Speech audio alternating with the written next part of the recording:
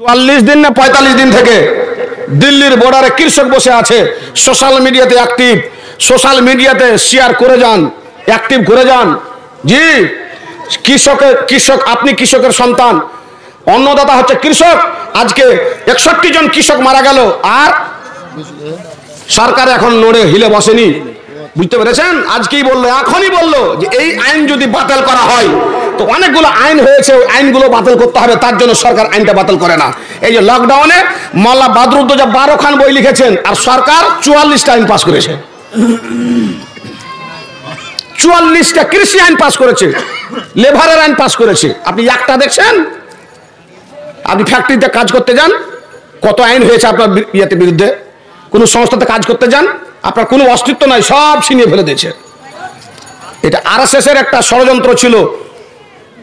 1925 সালে RSS mission 13 তৈরি করেছিল। 13টা নিয়ম আছে ওর মধ্যে, তার মধ্যে এই ভারতবর্ষের হিন্দু রাষ্ট্র আর মনুস্মৃতিতে চলবে, এর নিয়ম হবে মনুস্মৃতি, আইন হবে। এটা আজকে 95 বছর পরে ওরা আজকে হাতে পেয়েছে। অরাজকতা চলছে ভারতবর্ষের বুকে, স্থিরতা চলছে। আসামের মাদ্রাসাগুলো স্কুলে পরিণত হয়ে গেল। আপনার এইগুলো হবে, আপনি খালি ই করেন। ওই জন্য আল্লাহ কোরআনে বলেছে, ওয়াতাসিমু বিহাবলিল্লাহি জামিয়া ওয়ালা তাফাররাকু।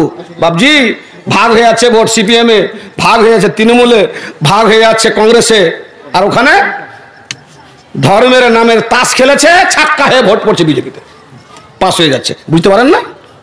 চার দোকানে তো খুব গল্প, গাল ভরা ভরা গল্প, একতার প্ল্যাটফর্মে আসতে বুঝেন না আপনি? আল্লাহ রাব্বুল আলামিন বলেছেন, ওয়ালানুযিকান্নাহুম মিনাল আযাবিল আদনা দুনাল আযাবিল আকবারে লাআল্লাহুম ইয়ারজিউন। যখন তুমি বিধিবিধান থেকে লাঞ্ছিত হয়ে যাও, আল্লাহ রাসূলকে ভুলে যাও, আমি আল্লাহ 2 রকমের আযাব তোমার উপর অবতীর্ণ করে থাকি। এক আযাবের নাম আসমানি আযাব, দ্বিতীয় আযাবের নাম হচ্ছে প্রশাসনিক আযাব। আসমানি আযাব হচ্ছে অতিবৃষ্টি, আসমানি আযাব হচ্ছে অনাবৃষ্টি, আসমানি আযাব হচ্ছে তোমার বিপদ, তোমার আপদ, ফসল পানিকে নষ্ট করে দেওয়া, ধ্বংস করে দেওয়া, এটা হচ্ছে আসমানি আযাব। এবং প্রশাসনিক আযাব হচ্ছে আমি তোমার উপরে স্বৈরাচারী বাদশাকে নিযুক্ত করে থাকি, তোমার উপরে ডিক্টেটর বাদশাকে নিযুক্ত করে থাকি, জালেম বাদশাকে নিযুক্ত করে থাকি, আর ওই জালেম বাদশা তখন তোমাকে করে কি লাইনে নিয়ে আসে। ঈদের নামাজ পড়ার পরে খুতবা দিচ্ছে ইমাম সাহেব, তো বলছে যে আপনারা যখন কুরবানি করবেন তো রক্তগুলোকে মাটি খুঁড়ে পুঁতে দিবেন, হাড্ডিগুলোকে পুঁতে দিবেন, এটা পবিত্র জন্তু একটা। আর দ্বিতীয় নম্বর খবর হচ্ছে যে আমাদের মধ্যে হিন্দু মুসলমানের ব্যাপার, আমরা সব বসবাস করি ভাই বন্ধু হয়ে, তো ওরা যেন দুঃখ না পায়। লাতাসুব্বু আলিহাতাকুম ইয়াসুব্বু আলিহাতাকুম, ওদের ভগবানকে গালি দিতে হয় না, ওরা আমাদের ভগবানকে গালি দিবে। জি, কাউকে ঘৃণা মনে করতে হয় না। এইরকম ইমাম আলেম যখন বলে, তো কিছু আছে হুন্ডা টাইপের, আর কিছু করেন। এখন যাও ভাই, আসছে সময়। বাপজান আমার, আল্লাহ বললেন বান্দারে, যখন তুমি আল্লাহর বিধিবিধান থেকে লাঞ্ছিত হয়ে যায়, আমি আল্লাহ তোমাকে শয়তানের বন্ধু করে দিই এবং প্রশাসনিক শাস্তিতে তোমাকে নিমজ্জিত করি। 900 বছর 800 বছর ধরে উন্দুলসের বুকে মুসলমান রাজত্ব করেছিল। এপ্রিল ফুল আপনার মেয়েও পালন করে, আপনার ছেলেও পালন করে এপ্রিল ফুল। জানেন এপ্রিল ফুল? মসজিদের মধ্যে ঢুকিয়ে দিল, যারা নৌকাতে আরোহণ হয়ে যাবে তাদের কোনো কিছু করা হবে না। মসজিদের ভিতরে ঢুকে যাও, কোনো কিছু হবে না। তালা মেরে দিয়ে মসজিদে আগুন লাগিয়ে দিল, নৌকাটাকে সমুদ্র নিয়ে গিয়ে ছিদ্র করে নৌকাটাকে ডুবিয়ে দিল। এর নাম হচ্ছে এপ্রিল ফুল। ফাঁকি দিল, ফলসে ফেলে দিয়ে মেরে ফেললো। কদিন পর্যন্ত 800 850 বছর রাজত্ব করেছে উন্দুলসের বুকে। একটা মসজিদে আজান হচ্ছিল না। করোনার সময়তে একটা মসজিদে আজান দেওয়ার পারমিশন হয়েছিল। কেন? আল্লাহ বলছেন, বান্দারে আমার আতাসিমু বিহাবলিল্লাহি জামিয়া ওয়ালা তাফাররাকু। মানুষকে যখন আল্লাহ রাব্বুল আলামিন কোন জাতিকে যখন ধ্বংস করে থাকে, 9খানা কারণে ধ্বংস করে থাকেন। 1 নম্বর কারণ হচ্ছে মানুষ যখন আল্লাহর বিধিবিধানকে ভুলে যায়, লাঞ্ছিত হয়ে যায়, আল্লাহ তখন তাদেরকে লাইনে আনার জন্য প্রশাসনিক আযাব দিয়ে থাকেন, আসমানি আযাব দিয়ে তাদেরকে লাইনে নিয়ে আসার চেষ্টা করেন। আল্লাহকে ভুলে গেল উন্দুলসের মানুষ, ইত্তেফাক থাকলো না, বিভাজন হয়ে গেল, মারামারি কাটাকাটি আয়েসে এমন ডুবে গেল, সুবহানাল্লাহ বলা যাবে না। এইরকম যখন পরিস্থিতি হয়ে গেল, আল্লাহ রাব্বুল আমিন তাদেরকে ওই কুণ্ডলসের বুক থেকে সারা জীবনের মতো উৎখাত করে দিলেন। জিন জাতি ছিল, আমরা আসার আগে জিন বাস্তব করত পৃথিবীতে। জিন জিন জিন যখন অরাজকতা শুরু করে দিল, আল্লাহর বিধিবিধানকে উপেক্ষা করে দিল, আল্লাহ তখন ওদেরকে একদম গরু পিটা করে পিটে বন জঙ্গলে কোথায় কোথায় দেশান্তর করে দিল, আর আদমকে জান্নাতের বুকে রেখে নিজের হাতে তৈরি করে এই প্রতিনিধিকে খলিফাতান, এই প্রতিনিধিকে এই পৃথিবীর বুকে পাঠালছেন।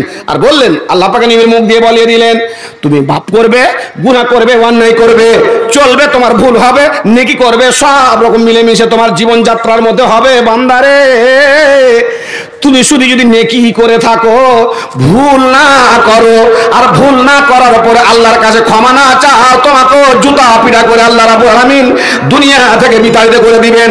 এমন একটা জাতিকে নিয়ে আসবেন যে নেকিও করবে, তার হাতে ভুলও হতে পারে।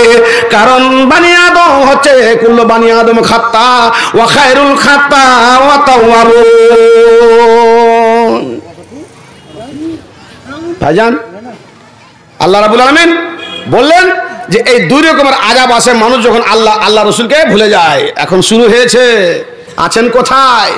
ভাবেন, এখনো সময় এসছে একটা ভাবার। মুসলমান ভাববে? জি না, এই জাতি ভাববে না। এই জাতি ভাববে কখন? যখন মার পড়বে তখন ভাববে, তার আগে ভাববে না। এখন জি, একটা জায়গার কথা বলি নাম না বলে, একটা জায়গাতে 57% মুসলিম, পাকা ডিজিটাল 57% মুসলিম, 44% হচ্ছে গায়ের মুসলিম। তারপরেও বিজেপি পাস করছে। আপনি বুঝতে পারেননি? বলছে মুনি সাহেব জালসাতে এই রাজনীতির ওয়াজ করতে হয় না। কে বলেছিল আপনাকে? 12টা আয়াত আছে রাজনীতির কোরআনের মধ্যে। আপনি বুঝতে পারলেন না? 57% মুসলিম থেকে পাস করতে পারলো না, বিজেপি পাস করলো। কারণটা কি? ওই যে ভাগ হয়ে গেল, সিপিএমে চলে গেল কিছু, তৃণমূলে কিছু চলে গেল, কিছু কংগ্রেসে চলে গেল। তো 57কে 3 ভাগ করেন, আর ধর্মের নামে তাস খেলেছে বিজেপি আর আরএসএস। 44টা ভোট একদম ধাঁ করে এখানে পড়ে গেল। সবচেয়ে বড় যেটা ষড়যন্ত্র চক্রান্ত, এটা আপনি ধরেছেন বটে, ধরার পরও আপনি সেটাকে গোপন করে রেখেছেন। দুটা কথা আপনি শুনে নেন, এগুলো রেকর্ড হচ্ছে, মিডিয়াতে চলে যাচ্ছে, ভয়ের কোনো কারণ নাই। হয়েছে এগুলো অনেক কিছু। 1 নম্বর ষড়যন্ত্র বিজেপি সরকার হচ্ছে ইভিএম। ইভিএমটা যেটা হ্যাং করছে, আপনি দেখেছেন সংসদে, দিল্লির সংসদে দেখেছেন আপনি, যখন পোল হবে, যখন প্রিজাইডিং অফিসার এসে আপনার বুথে পোল করবে, সিপিএম এর 3টা পড়লো, বিজেপির 3টা পড়লো, কংগ্রেসের 3টা পড়লো, আবার দেখবেন 3টাই আছে, 3টাই আছে, 3টাই আছে, কোনো অসুবিধা নেই। কিন্তু ওর একটা কোড আছে, বিজেপির একটা কোড আছে, গোপন কোড ওই মেশিনে সেট করা আছে। এবার 100-150 ভোট হয়ে গেল, সব ঠিকঠাক আছে, দেখছে পোল। 100-150 করার পরে ওদের মধ্যে ওই লোকটা এসে তখন ওই কোডটা দেবে দিল, আর কোডটা যাহা দেবে দেওয়া, তারপরে যতগুলো ভোট পড়ে সমস্ত বিজেপিতে যাবে। এটা আমার কথা বলছি আমি, সংসদ, দিল্লির সংসদে প্রমাণ করেছে ইঞ্জিনিয়ার, ওই কথা আমি বলছি। এটা একটা। দ্বিতীয় নম্বর হচ্ছে ষড়যন্ত্র, চাল হচ্ছে যে এই যে টাকা, আম্বানির টাকা, শাহরুখ খানের টাকা, সালমান খানের টাকা, সারা পৃথিবীর করোনার টাকা জমা করে ব্যক্তিগত খাতাতে নিয়েছে প্রধানমন্ত্রী নরেন্দ্র মোদী। ওই অ্যাকাউন্টটা আরটিআই এর দায়রায় আসে না, এটা আপনি ভালো করে বুঝেন। আরটিআই ওটার হিসাব হবে না, নন হিসাবের খাতা ওটা। আর প্রধানমন্ত্রীর একটা আরটিআই এর ব্যাংক অ্যাকাউন্ট আছে, ওতে টাকাটা ঢুকলো না, কারণ এটা তো ওর মধ্যপ্রদেশকে খরিদ করার জন্য, এমএলএ খরিদ করার জন্য ব্যবহার করবে। পশ্চিমবাংলাতে এখন দেখবেন আপনি টাকার খেল চলবে, আপনাকে বলে রাখলাম বন্ধু। হুঁশটা করেন, হুঁশটা ফিরিয়ে নিয়ে আসেন। কটা হলো? টাকার খেল, ইভিএমের খেল, আর তারপরে ভাঙছে তৃণমূল, যাচ্ছে এতে। 3 নম্বর কোনটা? সারদা, নারদা, ঘুষ, কাটমানির যতগুলো নেতা ছিল সমস্তকে চেপে ধরছে বিজেপি। যে লে টাকা খেয়েছিস, জেলে যা, এ কর, আনা তাহার পানি তাই, আমার পানিতে চলায় জমজমের পানি দিয়ে তোকে উজু করিয়ে পবিত্র করে দিব, তোর কোনো কিছু থাকবে না। তাই হলো মুকুল রায়ের, শুভেন্দু অধিকারীর। বেঠিক বললাম? আপনি আমাকে বলতে নিষেধ করছেন? বাপজান আমার, আল্লাহ পাকের নবী বলে গেলেন, পৃথিবীর মানুষ, তোমার সমাজের, তোমার জাতির 2খানা লোক যখন লাঞ্ছিত হয়ে যাবে, দুই প্রকার লোক যখন বিধিবিধানকে লঙ্ঘন করে দিবে তখন তোমার দেশখানা জাহান্নামের কাগারে গিয়ে দাঁড়িয়ে যাবে। পরিষ্কার হাদিস বললাম আপনাকে। দুই প্রকার লোক, ওর মধ্যে 5-7টা করে হতে পারে, কিন্তু প্রকার দুটা। আল্লাহ পাক নিয়ে বলে গেলেন সমাজের আলেম ওলামা, সমাজের মুফতি, মক্তবের মুক্তি। মক্তব এখন উঠে গেছে, মক্তবে লেখাপড়া হয় না, কায়দাও পড়া হয় না, উর্দুও পড়া হয় না, কোরআনও পড়া হয় না। ওই দেখেন প্রাইমারি থেকে নিয়ে, প্রাইভেট থেকে নিয়ে, কলেজ থেকে নিয়ে ছেলে মেয়ে গ্রামের মক্তবে আর পড়ে না বলে দেখেন আপনারও সমাজটা জাহান্নামের কাগারে পৌঁছে গেছে। আমি যদি কোনোদিন ধানগাড়া বিষমপুর এলাকার প্রধানমন্ত্রী হয়ে যাই, তাহলে প্রথম যেটা কাজ করব, প্রত্যেকটা মসজিদে আমি মক্তব চালু করব। আর যেমন তেমন ওই কাঠ বেরকানা মুলবি রাখবো না, ভালো ভালো আলেম রাখবো প্রত্যেকটা মসজিদে আমি, যদি আপনারা আমাকে প্রধানমন্ত্রী করে দেন কোনদিন আপনার এলাকা, ধানগাড়া এলাকার। জানেন বাবজি, এটা ফেরাউনি চাল, এটা ফেরাউনি চাল। ফেরাউনকে আপনি ফেরাউন বলছেন, ফেরাউন কত বড় পাগল লোক আর কত বদমাস লোক। এরকম বদমাস, এরকম পাগল, এরকম নরসংহার, এরকম জালেম, এরকম স্বৈরাচার পৃথিবীতে আবির্ভাব হয়নি, কিয়ামত পর্যন্ত হবে না। কেমন জানেন? ছোট্ট একটা কারণটা দেখলেন আপনি। শয়তান বলছে ফেরাউনকে, আনতা আকবার মিন্নি আম আনা আকবর মিনকা, তুমি বড় না আমি বড়? তো ফেরাউন বলে তুই বড়, তুই শয়তান, রগে রগে প্রবেশ করতে পারিস, সামনের দিকটা আসবি, পিছন দিকটা আসবি, স্বামী স্ত্রীকে তালাক করে দিতে পারছিস, মারামারি করে দিচ্ছিস, তুই বড়? শয়তান বলছেন না ফেরাউন, আনতা আকবার মিন্নি, তুমি হচ্ছে আমার চাইতে সব চাইতে বড়, কারণ আমি শয়তান। পাপ করাতে পারে, জান্নাত থেকে আদমকে বিতাড়িত করেছি, জান্নাতের ফল খাইয়ে দিয়ে আদম হাওয়ার আঙ্গা বস্ত্রকে আল্লাহ রাব্বুল আমিনকে দেখাইয়েছে। আমি এক নয় দুই নয় বহুদিন ধরে তাদেরকে আমি দেশ দেশান্তর করে ঘুরিয়েছি, বহু রকমের পাপের কাজ, গুনার কাজ, অন্যায় করতে পারি, কিন্তু ফেরাউন আমি আজ পর্যন্ত আল্লাহর চেয়ারখানা কাঢ়ার চেষ্টা করি নাই, আল্লাহর আসনখানা চিনার কাছে চেষ্টা করি নাই। আর তুমি এমন একটা মানুষ হয়ে সুবিন্যস্ত হয়ে সৃষ্টি হয়ে আল্লাহর চেয়ারখানা চিনার চেষ্টা করেছো। ফেরাউন তুমি বলেছিলে আনা রাব্বুকুমুল আলা, ওগো পৃথিবীর মানুষ আমি সব চাইতে বড় প্রভু, আমি তোমাদের খোদা। না রে ফেরাউন, না, মানুষ কোনদিন খোদা হয় না। খোদাইত্ব দাবি করেছো, আল্লাহর চেয়ারখানা কাঢ়ার চেষ্টা করেছো, কত বড় অপরাধ করেছো। আমি শয়তান হয়ে জান্নাত থেকে তোমার বাবাকে, তোমার মাকে বিতাড়িত করেছি, কত বড় অন্যায় করেছি, কিন্তু আমি আল্লাহর আসনখানা দাবি করি নাই, জীবনে কোনদিন আমি আল্লাহ দাবি করি নাই। কত বড় শয়তান ছিল, শুরু করলো শয়তানি। এই ফেরাউন ছিল কবরস্থানের একজন দায়িত্বশীল ব্যক্তি, মানুষজনকে কবরে নিয়ে আসতো, আর ও কবর খনন করতো, আরো লেবার ছিল, কবর খনন করে দফন করার দায়িত্বে ছিল এই ফেরাউন। বাবার শয়তান সন্তান ছিল, অবাধ্য সন্তান ছিল। এই যখন একবার টাউনের বেমারি আসলো, ম্যালেরিয়া আসলো, প্রচুর লোক মারা গেল দেশের মধ্যে, তখন ওই ফেরাউন ওই কবরের মধ্যে ধনীর লোককে পিছনে এসছে, গরিব আগে চলে এসছে, গরিবকে আগে দফন করতে হবে, তারপর ধনীর নম্বর আসবে। তখন ও একটা রাইজ করলো, কি সর্বপ্রথম যেটা চালু করলো ফেরাউন, সেটা হলো ঘুষ চালু করলো। আজকে তৃণমূল যদি কাটমানিতে যুক্ত না হতো তো পার্টিটা স্বচ্ছ পার্টি ছিল, ভালো কাজ করেছিল। একটা কাজ করেছিল, এই যে ওয়াক সম্পত্তিটা ছিল, ওয়াক সম্পত্তি সিপিএম ভাগ করে খেয়েছিল। রেডিও সেন্টার আছে ওয়াক সম্পত্তির ওপরে, রাজভবন আছে ওয়াক সম্পত্তির ওপরে, এখনো কলকাতায় এত ওয়াক সম্পত্তি আছে, মমতা কাটতে পারেনি। ভাবজি হাই মাদ্রাসা চাকরি করে শিক্ষকেরা, হাই মাদ্রাসা ইতিহাসে মুনুজ্জান, সাখাওয়াত আর মোতাহার আর ফজুল্লার টাকাতে এই হাই মাদ্রাসা হয়েছিল, প্রতিষ্ঠিত হয়েছিল।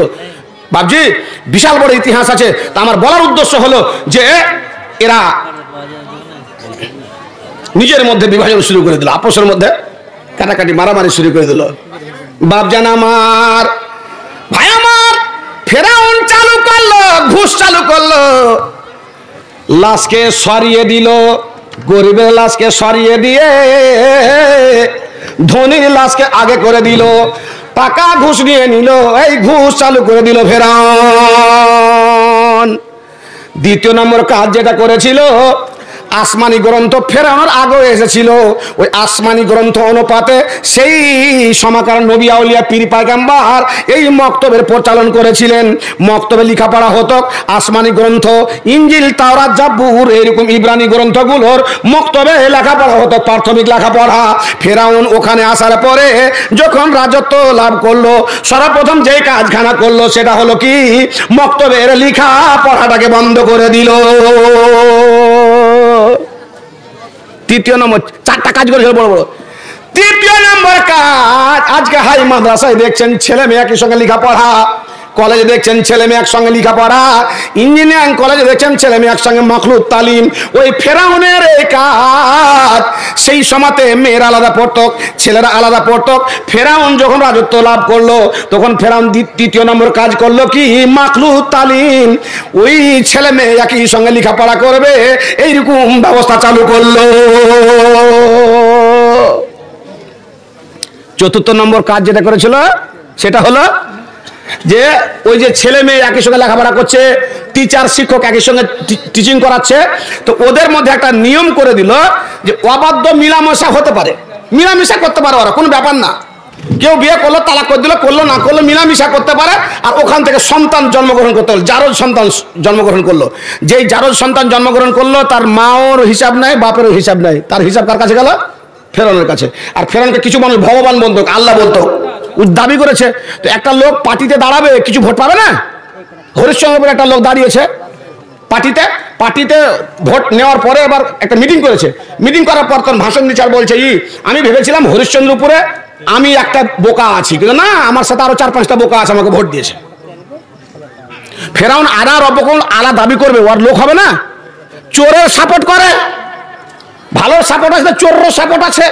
হ্যাঁ, ফেরাউনের সাপোর্ট কেন করতে? ওই যে জারজ সন্তান, দেশের মধ্যে জারজ সন্তান, অনেকগুলো সন্তান এসেছে, বাবা মার খবর নাই, বাবার খবর নাই। ফেরাউনের রাজদরবারে ওই রকম ছেলেগুলো পড়ে থাকতো, আর ওই সব লোকগুলো তাদের ওখানে খাওয়া দাওয়া করতো। ফেরাউনের সকাল থেকে সন্ধ্যা পর্যন্ত রান্না চলতে থাকতো, আর যারা ওখানে পড়ে থাকতো ওই রান্না খায়। আর ফেরাউনকে আল্লাহ বলে, ভগবান বলে, কাজ নাই কাম নাই কোনো কিছু নেই, কারণ তারা যারা সন্তান। যে এই চারখানা কাজ করেছিল ফেরাউন। আজকে আপনার মক্তব্য বন্ধ হয়ে গেছে কেন? ও বললো যে আমি ভালো কাজ করলাম, কিন্তু কাজটা খারাপ হয়ে গেল। বুবু 2,500 টাকা দিল ইমামকে, তো সিস্টেম করতে হতো 2,500 টাকা দিব, ওই মসজিদে কাজ করতে হবে। ও তো শরীয়ত বুঝে না, ভালো মন্দ বুঝে না। টাকা ঢুকছে ওর অ্যাকাউন্টে আছে, ও কুণ্ঠে মুর্শিদাবাদে। আর কোথায় টাকাটা ঢুকছে না, তো এই বৈলমারি আর শৈলমারি মসজিদে টাকা ঢুকছে ওর, ওকে আর কাটতে পারছেন না, আর ওকে বাদও দিতে পারছেন না। এটা সম্মানী, কিসের সম্মানী? এটা মসজিদের 1,000 টাকা ঢুকছে। ওই টাকা ইমাম যখন 2,500 টাকা পেয়ে গেল, গ্রামবাসী তখন একটা আলাদা হয়ে গেল, মুড হলো। ও তো টাকা 1,000 টাকা পাচ্ছে, আবার কি কিসের মুঠি দিব আর কিসের বেতন দিব? ও বলছে যে আমি তোমার টাকা খাচ্ছি নাকি, বুবুর টাকা খাচ্ছি, আমি বেটি ছেলে পড়াতে পারবো না। মুক্ত বন্ধ হয়ে গেল। বাপজান আমার, আপনার সমাজ, আপনার পরিবেশ, আপনার এনভায়রনমেন্টটা তৈরি হয় মায়ের কোল থেকে। শিশুর শিক্ষা মায়ের কোলে, শিশুর শিক্ষা যদি মায়ের কোলে হয় তাহলে সেই শিশুটা আসলে ভালো হয়। মায়ের কোল থেকে মক্তবে চলে যায়, মক্তব থেকে বের হয় বলে আমেরিকা, ফরেন কান্ট্রি, 8টা জালিয়াতে কান্ট্রিতে প্রাইমারিতে যারা চাকরি করে তাদের বেতন বেশি, যারা ড্রাইভারি করে তাদের বেতন বেশি। কারণ আসল শিক্ষা হচ্ছে প্রাথমিক শিক্ষা, সেটা হয় মক্তবে এবং প্রাইমারিতে। দক্ষিণ আফ্রিকাতে ড্রাইভারের বেতন বেশি, কলেজের বেতন আমেরিকাতে যা আছে তার চাইতে প্রাইমারির মাস্টারের বেতন বেশি। আসল শিক্ষাটা তো ওখানে হয়, প্রাইমারিতে হয়। আপনি ভাবছেন ছেলে মেয়েকে কলেজ টলেজ ও দুনিয়া কিছু করলাম আর বাংলা লেখাপড়া করে নমাজি হয়ে যাবে, অত সহজ আছে? একটা প্র্যাকটিক্যালটা থিওরি, অত হয়নি, থিওরি হয়নি। প্র্যাকটিক্যালে কি করে ও কাজ করতে পারবে? আগে থিওরি লাগবে ওকে। বাপজান আমার, ভাই আমার, আল্লাহ পাকে নবী বললেন, যে এই মেয়েটা নামাজি ধার্মিক, ওই মেয়েটাকে কোনো মানুষ পছন্দ করে নাই, আর কিছু মানুষ আছে পছন্দ করে না। আমার মুখ দিয়ে একটা বদদুয়া বেরিয়ে গেল, তারে বাতিয়া রাখা। ও বন্ধু, তোমার বৌমাকে ধনী পেলে না, তুই বর্জন করে দাও। তোমার বৌমাকে সুন্দরী পেলে না, বর্জন করে দাও। তোমার বৌমার মা বাবা নাই, বর্জন করে দাও। যদি তোমার বৌমাকে নামাজি পাও, আর নামাজি পাওয়ার পরে তুমি বরণ না করো, তুমি উল্টে পড়ে মরে যাও। আমি আল্লাহ পাকের নবীর কোনো দায় দায়িত্ব নাই। কারণ জানেন, বৌমাটাকে বেনামাজি নিয়ে এসে আপনি পরিবারের বিছনটাকে নষ্ট করে ফেললেন। আপনি পয়সাই ঢুকে দিলেন আপনার পরিবার। আপনি বলে বিছনের যেমন সিস্টেমটা আপনার কাছে আছে, ওইরকম বৌমার সিস্টেমটা। নমাজি বৌমাকে নিয়ে আসেন, নমাজি জামাইকে বরণ করেন আপনি। ওর সন্তানটা যে হবে, ওই সন্তানটা যেদিন হবে সেদিন একটা কানে আজান দিয়ে দেন, আর এই কানে আজান দিয়ে দেন। এটা হচ্ছে আপনার পানিয়ার বিছন। এই বিছনটা ঠিক থাকতে গেলে ওর পরবর্তী প্রজন্ম সঠিক থাকবে বলে ওকে বলে দাও, বেটা মায়ের পেটে ছিলি, শরীয়ত ছিল মায়ের সঙ্গে যুক্ত, এখন পৃথিবীতে এসে গেছিস, তোর শরীয়ত আলাদা। তোর কানে আমি আজান দিয়ে নবীর কলেমা পড়ে তোমার শরীয়ত তোমার মধ্যে ঢুকিয়ে দিলাম। তোমার মা এখন নেফাসের অবস্থাতে, 40 দিন ধরে তোমার মার নমাজ রোজা কিচ্ছু নাই, আর তোমার আজকে থেকে তুমি পবিত্র বলে তোমার কানে আজান ঢুকিয়ে দিলাম। যখন ছেলেটা কথা বলতে আরম্ভ হয়ে যাবে আদো আদো করে, তখন তাকে কি করতে হবে? আল্লামু হবে কালেমাত লা ইলাহা ইল্লাল্লাহু মুহাম্মাদুর রাসূলুল্লাহ। 7 দিনের মাথাতে তার আকিকা দিয়ে সুন্দর করে একটা নাম রাখতে হবে। 7 বছর যখন বয়স হবে, মুরুসি বিয়ানাকুম ইদা বালাগা সাবাসিরিন, যখন তোমার সন্তান 7 বছরে পদার্পণ করবে, তখন তাকে তুমি নামাজের আদেশ করো। 10 বছরে যখন পড়ে যাবে, তখন তুমি তাকে ঢিকির মহানা খুলে মারো, আদবের মার মারো। ওই সময়তে যদি তুমি না মারো, তোমার হাত থেকে ছেলে বেরিয়ে যায়, পরবর্তীকালে তোমার বাড়িতে বসে অনাস্থা করবে, তুমি তাকে নামাজি বানাতে পারবে না। তাই ঘটেছে, তাই ঘটেছে। আজকে ছেলে মেয়ে আপনার হাত থেকে বেরিয়ে গেছে, যতই আপনি কথা বলেন আর কাজ করেন, আপনি তাকে কন্ট্রোল আনতে পারছেন না।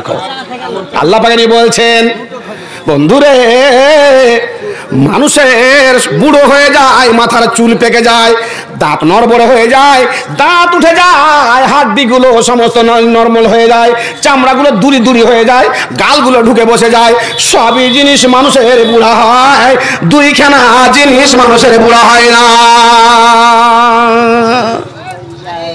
2টা জিনিস বুড়া হয় না মানুষের। 1 নম্বর কি?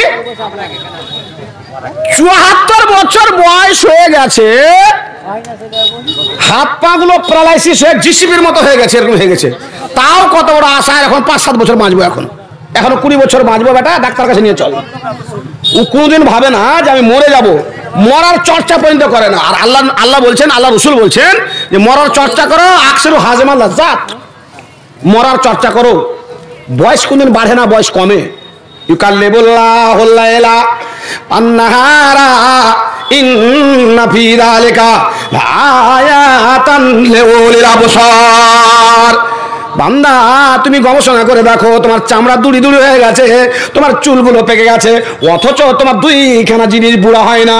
বান্দারে, দিন আসলো রাত্রি চলে গেল, রাত্রি আসলো দিন চলে গেল, তোমার আয়ুকে কেটে নিয়ে চলে গেল। কারণ তুমি জানো না, আল ওয়াক্তুকা সাইফে ইল্লাম তাকতাও হো, একটাও কাজ সময় এমন একটা বস্তু, সময় এমন একটা তালোয়ার, তাকে তুমি কাজে লাগিয়ে নাও, কাজে লাগিয়ে নিয়ে আল্লাহ রসুলের বিধানের উপরে তুমি জীবনকে নিমজ্জিত করো। তুমি করতে পারলে না, সময় তোমাকে পিছন দিকে ছেড়ে দিয়ে আগে বেরিয়ে চলে গেছে। বয়স হয়ে গেছে, তবুও বলছে এখন 20-25 বছর বাঁচবো, সামনে বছর বাড়ি করবো, তারপর বছর মেয়ের বিয়ে দিয়ে দেবো। ওর হিসাবটা ঠিক আছে এদিকে, আর কিন্তু মরবো। লালমনের মা, বেশি দিন আর বাঁচবো না মনে হচ্ছে, 74 বছর মানে আর 3.5 বছর বাঁচবো লাগছে। এই কথা যদি লালমনের মাকে বলে তো ওকে খারাপ লাগবে, আর একে বলতেও খারাপ লাগছে, বলে না। আর আলমী বলছেন, বলো তুই আর কতদিন বাঁচবে? তোমার মতকে নিয়ে চর্চা করো, তোমার কবরকে নিয়ে চর্চা করো। তুমি লালমনের মাকে বলো যে মাকলা বাস গেল আমার কবর দিতে বলিও, ভালো সবখানা দিতে বলিও, কাফনখানা কিনে বাক্সতে রাখো, তুমি আমাকে গোসল দিও, তুমি আমাকে গোসল দিও। আর তুমি মরে গেলে আমি তোমাকে গোসল দিব। এই কথা বলে চর্চা করতে বোঝালাম। আকসেরো হাজেম আল্লাহ সাত, আল্লাহ পানি বলছেন বেশি বেশি করে স্মরণ করো, বেশি বেশি করে কল্পনা জল্পনার মধ্যে রাখো, বেশি বেশি করে তুমি তাকে চর্চার মধ্যে রাখো। কোনটা? যেই জিনিসটাতে তোমার জীবনের মধ্যে এবং তোমার আখিরাতের মধ্যে একটা বাঁধ রয়েছে, বাঁধখানাকে কেটে দেয়, তার নাম হচ্ছে মত। মাল মাল মাল করতে করতে করতে করতে 84 বছর বয়সও বলছে আমি এখনো বাঁচবো, 74 বছর বয়স এখনো বলছে বাঁচবো। আর 10 কাঠা জমি ওখানে কিনেছে, পাশে আছে আর 10 কাঠা আছে লালমনের মার, ওখানে কিনবে।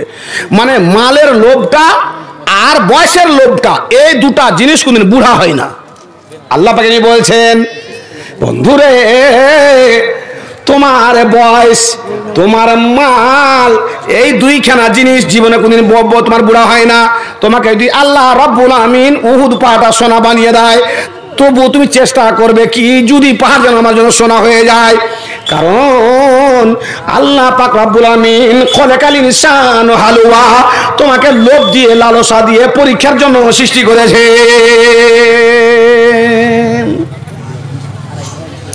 মানুষ পৃথিবীতে আসে 3খানা আশা নিয়ে, 3-4খানা আশা নিয়ে আসে। কি আশা?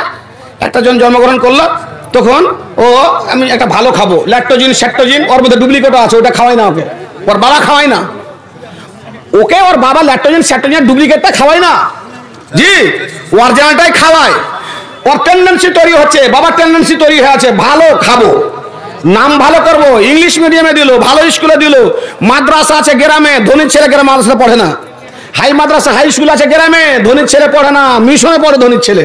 ভালো পড়াবো, ভালো ডিগ্রি করবো, ভালো নাম হবে, ভালো চাকরি করবে, বাড়িখানা ভালো করবো, অল্পটি হবে, ফ্যান হবে, বক্স সিস্টেম বাড়ি হবে, খাবো ভালো, পরবো ভালো, কামাবো ভালো, নাম হবে ভালো।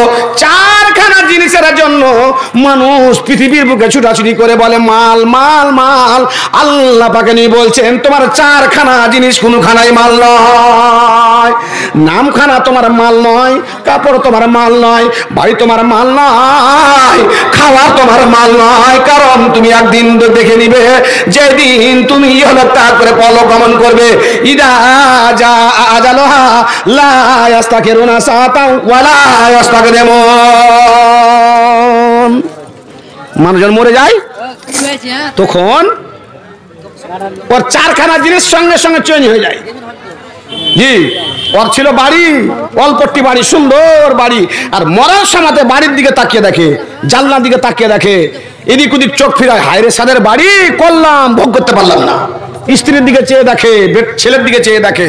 মানুষ যখন মারা যায় 4খানা ব্যথা, 4খানা বেদনা, 4খানা জ্বালা, 4খানা যন্ত্রণা বুকের মধ্যে দফন করে দুনিয়া ছেড়ে চলে যায়। পৃথিবীর মানুষকে বলার চেষ্টা করে, বলতে পারে না। নবী বলছেন বলার চেষ্টা করে, বলতে পারে না। আল্লাহ পাক বলছেন 4খানা জিনিস মানুষ বলার চেষ্টা করে। নম্বর 1, হায়রে বাড়ি সুন্দর করে করলাম, ভোগ করতে পারলাম না। ওরে আমার বাপ ভাঙ্গিনী সাগর সিজানো মানিক, তোকে ডাল ভাঙা বান্দর করে দুনিয়া থেকে চলে গেলাম, ব্যাপারে তোকে ছেড়ে চলে গেলাম, বলার চেষ্টা করে বলতে পারে না। মাল মাল মাল মাল, ধন ধন সম্পত্তি। 4 নম্বর হচ্ছে তার মৃত্যুর জ্বালা যন্ত্রণা, মৃত্যুর ব্যথা বেদনা। মানুষকে বলার চেষ্টা করে ব্যাটারে তুই নামাজি হয়ে যা, যাকাত দিবি, তুই শরীয়তের বিধিবিধানকে পালন করবি। কারণ মতের এত জ্বালা, মতের এত যন্ত্রণা, মতের এত তাকলিফ, মতের এত বেদনা আমি সহ্য করতে পারি না বলে তোকে বলার চেষ্টা করছি, কিন্তু আল্লাহ রাব্বুল আমিন আমাকে বলার ক্ষমতা দান করলেন না।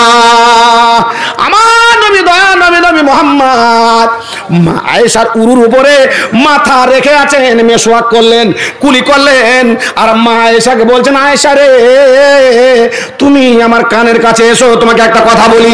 আয়েশা বলছেন হুজুর গো আপনি পানি নিচ্ছেন, মুখে দিচ্ছেন, ইয়া রাফিকাল আলা, ইয়া রাফিকাল আলা গামরাতিল মাউত সাকরাতিল মাউত বলে দোয়া করছেন। হুজুর বলুন তো দেখি কেমন ব্যথা বেদনা পাচ্ছেন, মতের কি ভাবছেন, কি ভাবতে আছেন?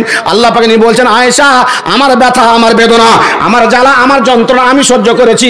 আমি আল্লাহ পাক রব্বুল আলামিনের কাছে অভিযোগ যোগ করেছি, আল্লাহ গো তুমি আমাকে আর কষ্ট দিও না, আমাকে তুমি উঠিয়ে নাও, উঠিয়ে নাও, তোমার কাছে উঠিয়ে নাও। আয়েশা রে জড়িয়ে মিন ওয়ারায়ে বাইতিকে, তোমার বাড়ির পিছন দিকে তুমি চেয়ে দেখো, উদি পাহাড়, জুদু পাহাড়, নূর পাহাড়, কোবাইস পাহাড়, ফুট পাহাড় দাঁড়িয়ে আছে। মনে হচ্ছে আল্লাহ রাব্বুল আলামিন ওই পাহাড়গুলোর মধ্য থেকে একটা পাহাড়কে উঠিয়ে নিয়ে এসে তোমার নবী, আখেরি নবী মুহাম্মাদের বুকের উপরে চাপিয়ে রেখেছে। এমন আমাকে মনে হচ্ছে বুকটা চেপে আছে, শ্বাস নেওয়ার চেষ্টা করছি, শ্বাস নিতে পারছি না। যে আমর ইবনে আস মৃত্যুবরণ করছেন, চারখানা ছেলে বাপের খাটের পাশে বসে আছে। বাপজি দাদু মরবে তো এবার দেখেন, দাদি যখন জাকামদানি চলবে বসে দেখেন। জি আমর ইবনে আসের চারখানা ছেলে বসে আছে বাবার পাশে, আর ওই বাবা বহু মানুষকে দেখেছেন মৃত্যু হতে।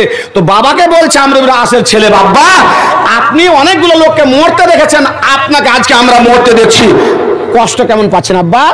তো বেটা বলছেন, আব্বা বলছেন, বেটা রে আমি শ্বাস নিচ্ছি নাক দিয়ে, সমাতে শ্বাস নিচ্ছি মুখ দিয়ে, আমার শ্বাসের ছিদ্র, আমার নাকের ছিদ্র, মুখের ছিদ্রটা এত শুরু হয়ে গেছে, তুমি যদি তোমার বাড়ির সুই কায়দা দিয়ে করতে চাও, ঢুকাতে চাও, ঢুকাতে পারবে না, এত শুরু হয়ে গেছে।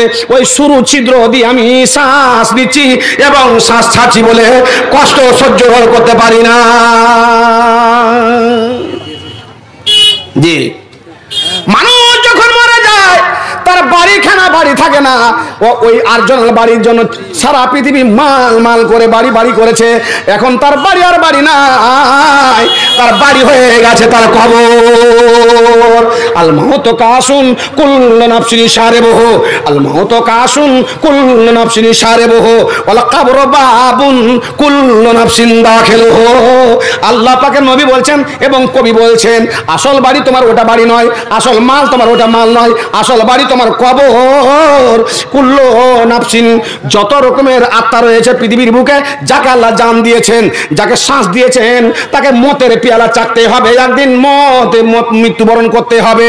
এবং ওয়াল বাবু কাবরুন, আর কবর হচ্ছে এমন একটা গেট, এমন একটা দরজা, এমন একটা ঘর, প্রত্যেকটা মানুষকে কবরের মধ্যে যেতেই হবে। জান্নাতের ভাগ রয়েছে, জাহান্নামের শ্রেণী বিভক্ত রয়েছে, আর সে আজিমের তরে কেউ ছায়া পাবে কেউ পাবে না, সব জায়গার শ্রেণী বিভাগ রয়েছে। একটা জিনিসের শ্রেণী নাই, বিভাগ নাই, তার কিসিম নাই, একটাই তো একটাই, তার নাম হচ্ছে কবর। কুখ্যাত মানুষকে কবরে যেতে হবে, বিখ্যাত মানুষকে কবরে যেতে হবে, মুলবিকে যেতে হবে, মাস্টারকে যেতে হবে।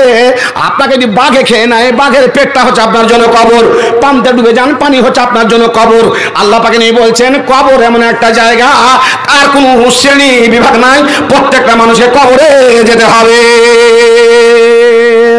মানুষ যখন মরে যায় তখন তার ব্যান্ডেড কাপড়, তার আঙ্গা বস্ত্র আর আঙ্গা বস্ত্র থাকে না, তার ব্যান্ডেড কাপড় তার শরীর থেকে ছিনিয়ে নেওয়া হয় এবং তাকে এমন একটা কাপড় দেওয়া হয় যে কাপড়ের নাম হচ্ছে কাফন। সেই কাফনে পকেট থাকে না।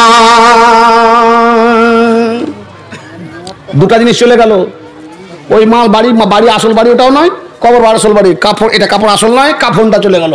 আর দ্বিতীয় নম্বর নাম, আপনার গ্রামে একটা জানাজা হয়েছে, একটা মাস্টার মারা গেছে, ওই মাস্টারের লাশটাকে নিয়ে গিয়ে ওখানে রেখেছে, আর রাখার পরে জানাজার নামাজ হবে, তো লাশটা একটু সাইড করতে হবে, সোজা করতে হবে, টেঁড়া হয়ে আছে।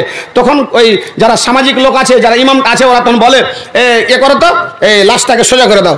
তো আপনি আজ পর্যন্ত শুনতে পাননি, কিয়ামত পর্যন্ত শুনতে পাবেন না যে ইমাম সাহেব, মন্ডল সাহেব, সর্দার সাহেব বলবে যে মাস্টার লাল মাহমুদ, আলহাজ লাল মাহমুদ সাহেবের লাশটাকে সোজা করে দাও, এটা বলবে না। কোনটা বলবে? লাশটা সোজা করে দাও, মেয়েতকে সোজা করে দাও, কারণ তোমার নাম কোথায় গেল? তোমার নাম যে ইঞ্জিনিয়ার, তোমার নাম মাস্টার, তোমার নাম প্রাক্তন প্রধান, তোমার নাম হচ্ছে জেলা পরিষদের মেম্বার, তোমার নামখানা কেন তুমি ছিড়িয়ে কোথায় ফেলে দিলে? তোমার নাম নাই, যখন তোমার শ্বাসখানা বেরিয়ে গেছে, নামের পিছনে ছুটাছুটি করেছিলে, তোমার নাম চেঞ্জ হয়ে গিয়ে তোমার নাম হয়ে গেছে এখন মুর্দা, মাইয়েত। তোমার নাম হয়ে গেছে এখন মাইয়েত। বাপজান আমার, ভাই আমার, আল্লাহ পাকে নই বললেন এইগুলো তোমার চারখানায় মাল থেকে শেষ হয়ে গেল। ইদা মাতাল ইনসান ইনকাতানহু আমালুহু, মানুষ যখন মরে যায় ৯৭খানা গেট তার বন্ধ হয়ে যায়। 100খানা দরজা রয়েছে, 100খানা গেট রয়েছে, 100খানা গেটের মধ্যে, 100খানা দরজার মধ্যে, 100খানা ভেন্টিলেটরের মধ্যে, 100খানা জানলার মধ্যে 97খানা বন্ধ হয়ে যায়, মাত্র 3খানা খোলা থাকে। ওই 3খানা দিয়ে যায় আসল মাল। জি, ওটাই সাকশন পাইপ। ওখান দিয়ে 3টা মাল যায় আপনার কবরে। আল্লাহ পাক বলছেন, তুমি যে মাল মাল করেছিলে, তুমি মালকে যদি চিনতে পারতে তাহলে তোমার 97খানা গেট যেদিন বন্ধ হয়ে যাবে তার আগে তুমি 3খানা গেটকে সুন্দর করে বানিয়ে রেখে খুলে তুমি দুনিয়া থেকে চলে যেতে, কিন্তু তুমি সেটাকে অনুধাবন করতে পারো না। আল্লাহ নবীর কাছে যখন মাল আসতো, আল্লাহ নবীকে ঘুম আসতো না, মাল আগে বন্টন করতেন, তারপর ঘুমাইতেন। জি, আয়েশার কাছে একদিন এসছেন একটা মেয়ে ছেলে, তো ওই মেয়ে ছেলেটাকে আল্লাহর মা আয়েশা একটা নতুন ব্লাউজ দিয়েছে, গায়ে পরেছিল, খুলে দিয়ে দিলেন একে। তো আল্লাহ নবী জিজ্ঞাসা করছেন এরকম একটা যে আচ্ছা কি ব্যাপার? তো বলছে, আরে কোরআনে এসছে না, লান তানালুল বিররা হাত্তা তুনফিকু মিম্মা তুহিব্বুন। যেটা মাল, যেটা ধন, যেটা সম্পদ, যে টাকা, যেই পয়সা তোমার কাছে উত্তম, খুব পছন্দ করো, ওটাকে তুমি আল্লাহর রাহে খরচ করো। হযরত ইব্রাহিমের কাছে সবচেয়ে উত্তম বস্তু, উত্তম মাল কে ছিল? যে আজ শুনছেন, তার জন্য স্যালুট। আল্লাহ রাব্বুল আলামিন বলছেন, ইব্রাহিম তোমার নিকটে সবচাইতে উত্তম মাল, উত্তম সম্পদ, উত্তম ধন আমার রাহে তুমি বিসর্জন করো। মা ইয়াতাকাররাবু বিহি ইলাল্লাহ, যারাতে তুমি আমার নৈকট্য লাভ করতে পারবে, তারই নাম হচ্ছে কুরবানি। কুরবান করো। কে বলছে উট জবাই করেছিল, করেছিল, ও করেছিল? ইব্রাহিম তো ছিলেন নাকি? আল্লাহ পাকের নবী হযরত ইব্রাহিম খলিলুল্লাহ নিজের সন্তানকে আসল মাল, নিজের সন্তান আসল ধন, নিজের সন্তান আসল সম্পত্তিকে আল্লাহর জন্য বিসর্জন দেওয়ার জন্য মিনার ময়দানে নিয়ে গেছিলেন। জি, মায়েশা বলছেন, হুজুর আমি তো শুনেছি কোরআনে আছে লান তানালুল বিররা হাত্তা তুনফিকু মিম্মা তুহিব্বুন, তোমার নিকট আসল মাল, যেটা পছন্দের মাল, ওইটাকে তুমি যদি আল্লাহর রাহে দান করো তাহলে পরে সব চাইতে তোমার নেকি বেশি হবে এবং তুমি আল্লাহর পরীক্ষাতে পাস করতে পারবে। তার জন্য আমি নিজের নতুনটাই দিয়ে দিয়েছি। একটা ইতিহাসের পাতায় পড়েছিলাম যখন জামিয়া দারুস সালাম উমরাবাদে পড়ছিলাম, 1993 সালের একটা ঘটনা। প্রচুর বই আছে লাইব্রেরিতে, তো ওখানে একটা সিস্টেম আছে, 3টার পরে আপনি হয় গ্রাউন্ডে খেলতে যাবেন, খেলাটা একটা সাবজেক্ট, আনা তো লাইব্রেরিতে যেতে হবে, ওটা একটা সাবজেক্ট। এই যে মওলানা জুলুর রহমানের ছেলে ওখান থেকে পড়ে এসছে। তো লাইব্রেরিতে গিয়ে একটা বইয়ে পড়েছিলাম যে একজন সাহাবী ও ব্যাগে করে সিন্নি রাখতো, গুড় গুড় গুড়, শামসিরাটের গুড়, এই যে আপনারা জান, দোকানে প্রত্যেক জায়গাতে মাল টাল সব আছে, তবুও মানুষ ওই যে বাপদাদার আমল থেকেই আছে, বৃহস্পতিবারের দিন সকালে ভাত রান্না হয়ে যাবে, কাপড় উঠিয়ে নিবে মা বোন, আর তারপরে গাড়ি জুড়ে নিয়ে শেখারগঞ্জ কিনতে চললো, শামসিরহাট সিন্নি কিনতে চললো। জি, শামসিরহাট যেতেই হবে, এত ভিড় ভাড়, লঙ্কার হাটিতে ঢুকে খাক খুক তাও ঢুকবে না। বাবজি গুড় রাখছে এখানে, কমপ্লেন হয়ে গেল। ফকির এসে বলছেন, হুজুর গো আপনার এমন একজন সাহাবী আছেন, ওর বাড়িতে ভিক্ষা করতে যায়, তিলকালাইয়া মনদা বেল হাবাইনান নাস, ওর বাড়িতে আমি ভিক্ষা করতে যাই, চাল দেয় না, ধান দেয় না, খেজুর দেয় না, আপেল দেয় না, বেদানা দেয় না, আমার হাতে গুড় ধরিয়ে দেয়। হুজুর আপনি বিচারখানা করে দেন, কি ব্যাপার? গুড় আমরা কি করব, মিষ্টি আমরা কি করব? ডাকা হলো, কি ব্যাপার তুমি কেন ফকিরকে গুড় দাও, কেন মিষ্টি দাও? হুজুর আল্লাহ রাব্বুল আলামিন কোরআনে বলেছেন, লান তানালুল বিররা তুনফিকু মিম্মা তুহিব্বুন। আল্লাহ বলেছেন, বান্দারে অতক্ষণ পর্যন্ত নৈকট্য লাভ করতে পারবে না, সঠিকভাবে নেকি পাবে না, পূর্ণাঙ্গ নেকির গুণিতে প্রবেশ করতে পারবে না, যতক্ষণ পর্যন্ত ওই বস্তু তুমি খরচ না করবে যেটা তোমার কাছে আসল মাল, আসল সম্পদ, আসল পয়সা। হুজুর গো আমার নিকটে সবচাইতে পছন্দের বস্তু হচ্ছে গুড়, আমি প্রতিদিন গুড় খাই, আমার কাছে গুড় পছন্দ, তার জন্য আমি গুড় খাই, বলে আমি গুড় দান করি ওকে। জি ভাইজান আমার, তো আপনার মাল ধন বাড়ি গাড়ি ছেলের জন্য বাড়ি জমি ভাগ করে দিচ্ছে, এই জন্য আমি মরে যাওয়ার পরে যেন গন্ডগোল না হয়। বাপ রে বাপ রে বাপ রে, মরে যাওয়ার পরে বেটার দায়িত্ব নিচ্ছে, আমি মরে যাওয়ার পরে যেন জমি জমানে কোনো গন্ডগোল না হয়। এটা যখন গন্ডগোলের দায়িত্বটা আপনি নিলেন, তো আমি যখন মরে যাবো আমার ছেলে মেয়ে যেন জাহান্নামে না যায়, এটা কেন করলেন না?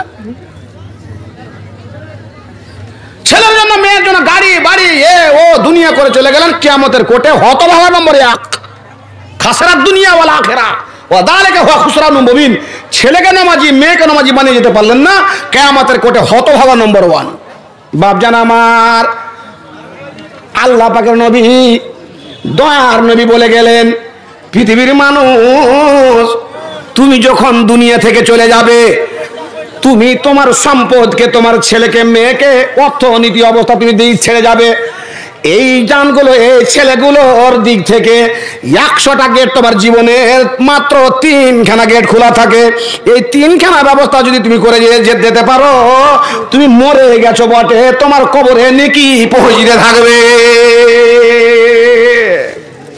মিশরের একটা লোক ইঞ্জিনিয়ার মোহাম্মদ ইসমাইল বাইতুল্লাহ কাবা শরীফে মাথাফে পাথর বসিয়েছেন নিজের টাকাতে। ইঞ্জিনিয়ার, উনি বেতন নেননি, মসজিদে ইঞ্জিনিয়ারিংয়ে প্রচুর টাকা পায়, ওটাও নেয়নি। আর ওই পাথরটা বসিয়েছে, একটা গোটা পাহাড় কিনেছিলেন উনি, মোহাম্মদ ইসমাইল মিশরের ওই ইঞ্জিনিয়ার। গ্রিসে গিয়ে একটা পাহাড় কিনেছিলেন, অর্ধেক পাহাড় নিয়ে এসে কাবা শরীফের মাথাফে বসিয়েছেন। যারা হজ করে এসেছেন ওনারা জানেন সাদা পাথর বসা আছে। ওই পাথরটার বিশেষ্য হচ্ছে যে রৌদ্র যে পড়বে তো রৌদ্রটাকে শোষণ করে নিবে, গরম হবে না পাথরটা, আর রৌদ্র লাগবে না মানুষকে, তার জন্য ওই পাথর দেওয়া হয়েছে। 15 বছর পরে শাহ ফাহাদ সৌদি আরবের বাদশাহ ওই ইসমাইলকে ডেকে বলছেন যে যেই পাথর আপনি কাবাতে বসালছেন, ওই পাথরটা মসজিদে নববীতে বসাতে হবে, আপনি ব্যবস্থা করেন। কোথেকে নিয়েছিলেন, কোথায় পেয়েছিলেন? প্লেন ধরলেন, গ্রিসে গেলেন, দেখলেন না পাথর বিক্রি হয়ে গেছে।